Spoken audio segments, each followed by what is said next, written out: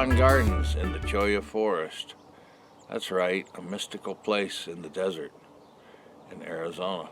Well, this story has got a little bit of an Arizona story to it, even though it's called Psychic Archaeology, Time Machine to the Past. Another great book.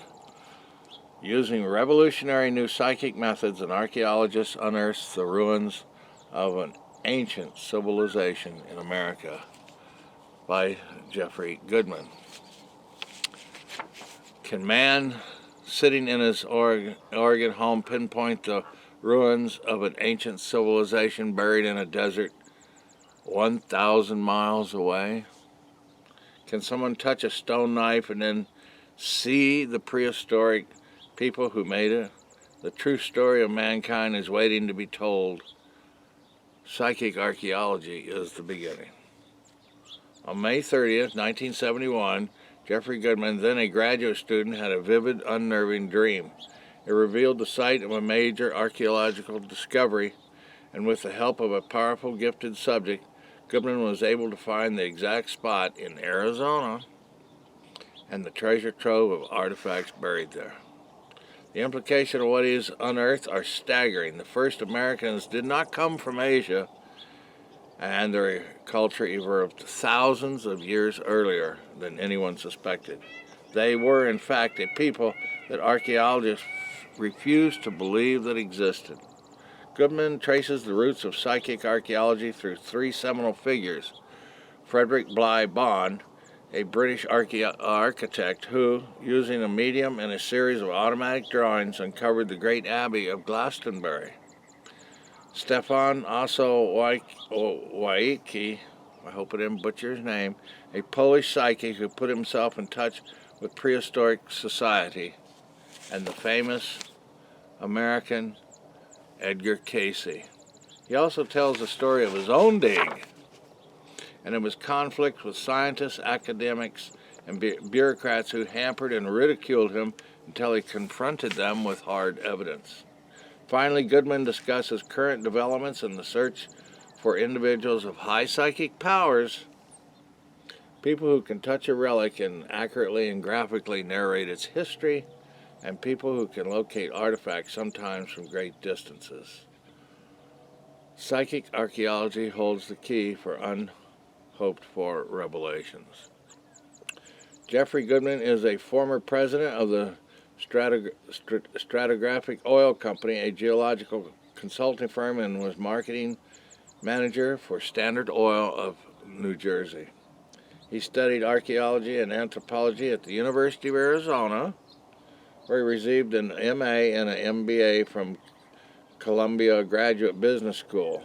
He is presently doing independent archaeological research with the help of psychics and is a frequent university lecturer on archaeology and parapsychology. So he actually went here to the university here in Arizona, but he had found, he got a hold of some writings, or automatic writings, and talked to a guy in Oregon who kept contact with him back and forwards, and he finally found this place, and then he had to go to the BLM or Forest Service or whoever else, bureaucrats. It was near Flagstaff, near San Francisco Peak, and it was in an oddball place, and he dug very deep, and he actually started finding these things. They were between 50 and 100,000, so that proves that people were here in America long before the land bridge brought Asians across that way. But it's a fantastic story, and the story about Bond was he was an architect, but he liked working in churches and all. So he actually worked himself up into being the head of architecture and archaeology and excavating old churches. And so he started doing and found Glastonbury. It was kind of a famous place that got lost in time. So he brought it back out, and then afterwards he told and revealed how he had used psychic powers and revelations and dowsing and automatic writing and all to find it, and he was ejected from the church and they threw him out. They did not want to hear the truth. And poor old Stan Well, he was a Polish guy, and he found a lot of archaeology, but he was killed by those damn Nazis in World War II. So another great sad story. And Edgar Cayce, of course, he'd lost his voice and all, but he was a great psychic guy, and he would go into automatic he'd go into self-induced trances, and then he would do case studies. And how he did it is he connected in the Akashic record, he called, with the person. Now, he had to make a deal with those people that he had to know their name and where they would be on that day that he would give that reading, so that he could connect with them psychically. The universal memory or mind is what Bond used, and Stan was the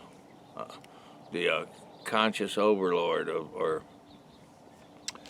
let me see, what was it called? Well, what is it called?